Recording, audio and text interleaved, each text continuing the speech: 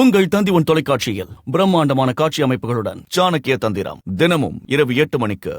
இலங்கையை சேர்ந்த பத்திரிகையாளர் திரு நிக்சன் நம்மோட இணைகிறார். திரு நிக்சன், இதுல ரொம்ப சுவாரஸ்யமா பார்க்கப்படுகிறது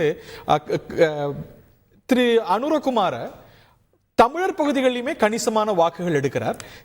தமிழர் பகுதியில் அவருக்கு இந்த முறை கிடைத்திருக்கக்கூடிய ஆதரவுக்கான பின்னணி என்ன? ஏன்னா அவருக்கு ஒரு ட்ரபிள்டு பாஸ்ட் இருக்கு, இனவாதம் பேசியவராக கடந்த காலத்தில் அறியப்படுறவர். இன்னைக்கு தமிழர் பகுதிகளிலும் கூட அவர் வாக்குகள் வாங்கறதுக்கான பின்னணி என்ன? What does his presidency mean for the Tamils in Sri Lanka?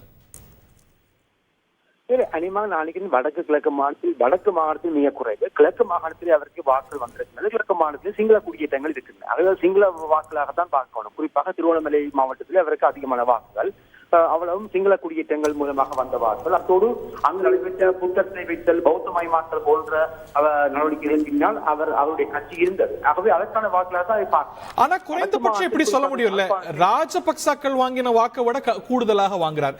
எப்படி அவங்களுக்கு ஒரு ட்ரபிள்டு பாஸ்ட் இருக்கோ அது போல ஜேவிபிக்கு ஒரு ட்ரபிள் பாஸ்ட் இருக்கு.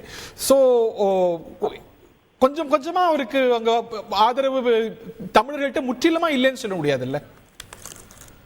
இல்லை, அந்த ஆதரவு வருகின்றது எப்படி என்றால் இளைஞர் தர்க்கம். அதாவது அரசியலே விரக்தியுற்றிருக்கின்ற இளைஞர் தர்க்கம். அதாவது கொழும்பு அரசாங்கத்திலும் சரி, வடக்கு கிழக்கிலே தமிழ் தேசிய கட்சிகள் மீதான அதிருப்திகளிலும் சரி, அந்த அதிருப்திகள் மூலமாக எழுந்த இளைஞர்கள் ஜேவிபி நோக்கி வாக்களித்திருக்கிறார்கள்.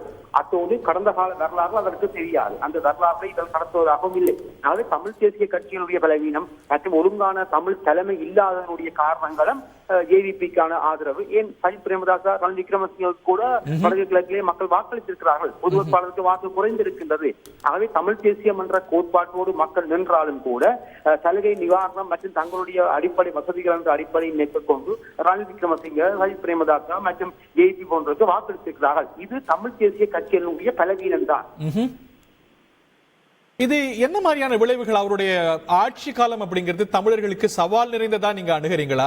இல்ல அவருடைய இந்த தேர்தல் பரப்புரையிலேயே கூட இனவாதம் பேசல, இது எல்லாருக்குமான அரசா இருக்கும் அப்படின்னு தமிழர்களையும் உள்ளடக்கி தான் பேசினார். அதை அவர் செயல்படுத்துவாருங்கிற நம்பிக்கை இருக்கா?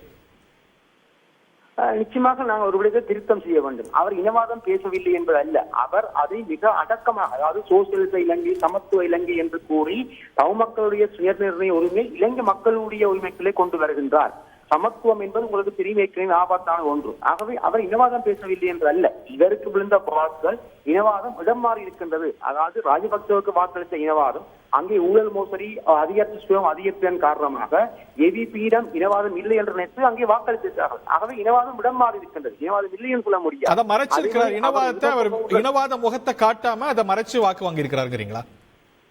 நிச்சயமாக அது இல்லாமல் இல்லை. இலங்கையுடைய அரச கட்டமைப்பை இனவாதத்துக்குள் மூழ்கி இருக்கின்றது. அப்படி இருக்கின்ற பொழுது இப்போது ஆட்சிக்கு வருகின்றார்.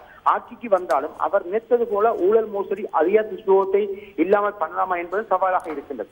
அப்படி இல்லாமல் பண்ணினாலும் இனப்பிரச்சனை விவகாரத்தை அவருடைய முகம் சரியாக இருக்காது. அதாவது ராஜபக்ச, ரணில் விக்ரமசிங்க, சந்திரிகா பண்டாரநாயக்க ஆகியோர் கையாண்ட அதே அணுகுமுறையைத்தான் மக்களுடைய இனப்பிரச்சனை கையாள போகின்றார்.